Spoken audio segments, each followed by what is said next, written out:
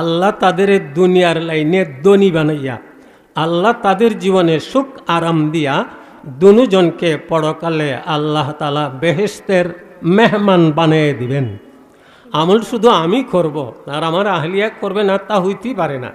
বরং আমরা বলে থাকি, কোনো একজন মহিলা ঘরে থেকে যদি সুন্দরভাবে আমল করে, ওই মহিলার স্বামীকে বাহিরে রুজি রোজগারের কাজে আল্লাহ তার গায়েব থেকে সাহায্য করবেন। কাউর স্ত্রী আহলিয়া ঘরে থেকে যদি সুন্দরভাবে আমল করে, তার স্বামীকে বাহিরে আল্লাহ তাআলা বুজুর্গি বাড়ায় দিবেন। আপনি নিজে আমল করেন, আপনার আহলিয়াকে বলেন তসবিহ হাতে নাও, এরপরে আপনি তসবিহ হাতে নিয়ে এমন একটা তসবিহ পড়বেন। আব্দুল্লাহ ইবনে উমর রাদিয়াল্লাহু তাআলা আনহু নবীর পার্শ্বে বসা, একটা লোক আসছে একবারে দুরবস্থা। নবী বলেন তোমার এই দুরবস্থা? সে বলেন নবী আমি রুগী, আমি ঋণী, আমি বড় অভাবে, আমি বড় সমস্যায়। তখন নবী বলছিলেন প্রথমে লাভ বুঝান। দেখেন আমরা কিতাব থেকে ফাইয়া খুঁজা বলি আপনাদের সামনে, নবী লাভ বুঝান, হে আল্লাহর বন্দা আমি তোমাকে এমন একটা তাসবির কথা বলতেছি যে তাসবিহ আল্লাহর সকল ফিরিস্তারা পড়ে, যে তাসবিহ আসমানে পড়ে, যে তাসবিহ জমিনে পড়ে, যে তাসবিহ বাতাসে পড়ে, যে তাসবিহ মাটিয়ে পড়ে, যে তাসবিহ গাছগাছরায় পড়ে, যে তাসবিহ কমি বেশি 18,000 মখলুকাতে পড়ে। আওয়াজ দিয়া সুবহানাল্লাহ। নবী লাভ বুঝান, যে তসবিহ আসমানে পড়ে, যে তসবিহ জমিনে পড়ে, বাতাসে পড়ে, পান্নে পড়ে, মাটিতে পড়ে, গাছগাছরায় পড়ে, কমে বেশি 18,000 মখলুকাতে পড়ে। নবী কেন এই কথা বলেন? যেন তার মনে আমলের আগ্রহ আসে। এরপরে নবী বলেন তুমি যদি আমার কথা মতো পড়তে পারো, দুনিয়াকে বেইজ্জত করে আল্লাহ তোমার পায়ের নিচে পাঠাইয়া দিবেন। জোরে জোরে সুবহানাল্লাহ বলেন সবাই। নবীর কথা সত্য না মিথ্যা? আপনি ইয়াকিনের সঙ্গে আমল করে দেখেন। এরপরে নবী বলেন কি তসবিহানা, সুবহানাল্লাহি ওয়া বিহামদিহি সুবহানাল্লাহিল আযীম আস্তাগফিরুল্লাহ, এই শব্দটা লাগানো। এখানে আরও আমল আপনারা হয়তো বলতে পারেন, কিতাবে পাইছেন, তবে এই আমলটা সহজ।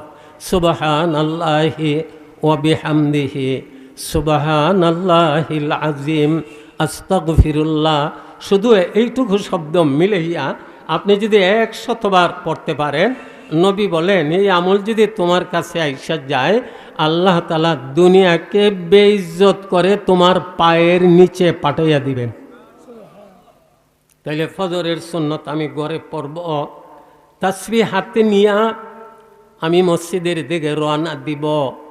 একদিকে আমি যেন এহরামের সাদা কাপড় লাগাইয়া ফরজ হজ করার জন্য মক্কা শরীফের দিকে রওনা দিলাম। মানে হাদিস সাহেবের ন্যায় আমাকে দামি সম্মানী ইজ্জতওয়ালা আল্লাহ বানিয়ে দিবেন। এই অবস্থায় আপনি যদি এই তসবিহানায় 100 বার পড়ার অভ্যাস বানান, প্রতিদিন পড়েন, নবী বলেন দুনিয়াকে বেইজ্জত করে আল্লাহ আপনার পায়ের নিচে পাঠাইয়া দিবেন।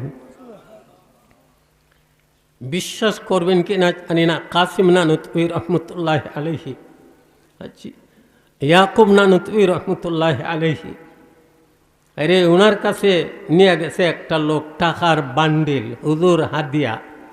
না রে আমার টাকার প্রয়োজন নাই, কোনো গরিবকে দেয়া দাও। না হুজুর আপনার জন্য আনছি। উনি নিতে রাজি না। শেষ পর্যন্ত উনি নেন না বলে ওনার জুতাকে খুঁজিয়া, জুতার উপরের চামড়াটারে সরাইয়া টাকার বান্ডিল জুতার ভিতরে ঢুকাইয়া আবার চামড়াটা রাইখা দিছে। হুজুর নেন নাতে জুতার ভিতরে ঢুকাইয়া দিলাম। এখন নিবানে বাহিরে আইসা পাও ঢুকাবার চান, পাও তো ঢুকে না, টাকার বান্ডিলে বইরা রইছে। কি হয়েছে রে, আমার পাও ঢুকে না কেনে? তারা চামড়া সরাই দেখেন যে টাকার বান্ডিল মসজিদের ভিতরে নিয়ে গেছিল, জুতার ভিতরে ঢুকাই দিছে। উনি বলছিলেন আইরে টাকা আমি তোরে চাই না, আল্লাহ তোরে আমার জুতার ভিতরে ঢুকাইয়া দিছেন। এখানে আরোগুলো আমল আপনাদের লাভের জন্য বলছি। আমলি জিন্দেগি আমাকে দিচ্ছেন। আপনি 5 ওয়াক্তের ফরজের নামাজে গালিবান ইয়াকুব নানুতবী রহমতুল্লাহ আলাইহি, ওনার কাছে একটা লোক গেছে যে হুজুর দোয়া নেওয়ার জন্য আসছি। কেন রে? বলে আমার হার্টের অপারেশন লাগে, রিং লাগাইতে হয়, প্রায় 20-22 লক্ষ টাকা লাগে, আমি টাকা সংগ্রহ করতেছি আর আসছি আপনার কাছ থেকে দোয়া নিতাম, তোর অপারেশন কবে হবে? বলে 1 মাস পরে। তো উনি বলেন তুমি আমার কাছে তাকো, একটা আমল করো, আমল করে আর দেখো তোমার কি হয়, যদি লাভ হয় আলহামদুলিল্লাহ, একটু কষ্ট করো। হুজুর 1 সপ্তাহ আর কদিন যাবে, আমি কই তাকমো খাইমো? বলে আমার এখানে তাকবা খাইবা, আমি মেহমানদারিও করবো, আমলটা তুমি ফ্রিভাবে করবে। সে বলে আমি রইলাম। তখন সে আমল করতেছে। 1 সপ্তাহ পরে বলে হুজুর আমি বুঝতেছি হার্ট রোগ আমার আর নাই, আল্লাহ আমাকে শেফা দান করে দিচ্ছে। আমলের কমতির কারণে আমরা কষ্ট পাই। কি আমল? হার্টের জায়গায় ফরজের সালাম ফিরাইয়া, হার্টের জায়গায় এখানে হাত রেখে ইয়া কাউইউল কাদিরুল মুক্তাদিরু কাউইনি ওয়া কালবি, ইয়া কাউইউল কাদিরুল মুক্তাদিরু কাউইনি ওয়া কালবি। যদি এই দোয়াখানা আপনি 7 বার করতে পারেন ফরজের সালাম ফিরাইয়া, মরণ পর্যন্ত আপনার হার্টকে সুস্থ অবস্থায় রাইখা দিবেন। আজকে দেখা যায় বৃদ্ধ বয়স্ক যারা, এরারও হার্ট রোগে আক্রান্ত, জোয়ানেরাও আক্রান্ত, সবাই রে রোগে পাইয়ালায়। মেরে মাহতারাম, এইভাবে যদি আমরা আমল শুরু করে দিই, ওই লোকটা হার্টের অপারেশন লাগে নাই, রিং লাগাইতে হয় নাই, মরণ পর্যন্ত আল্লাহ তারে সুস্থতার নিয়ামত দান করছিলেন।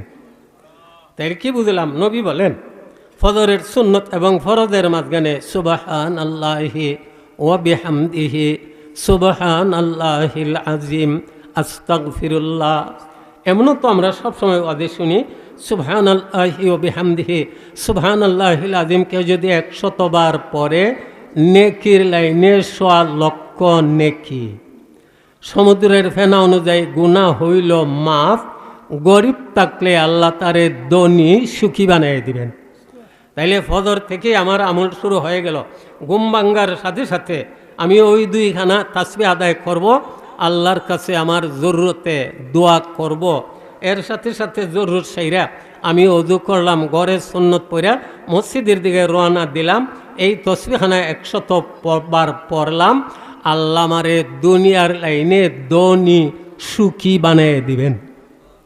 এরপরে ফজরের সুন্নত এবং ফরজের মাঝখানে আরও একখানা দোয়া কিতাবে আসে। এই দোয়াখানা কেউ যদি 40 বার পড়ে, আল্লাহ তারে গায়বী ধনের সংবাদ দিবেন।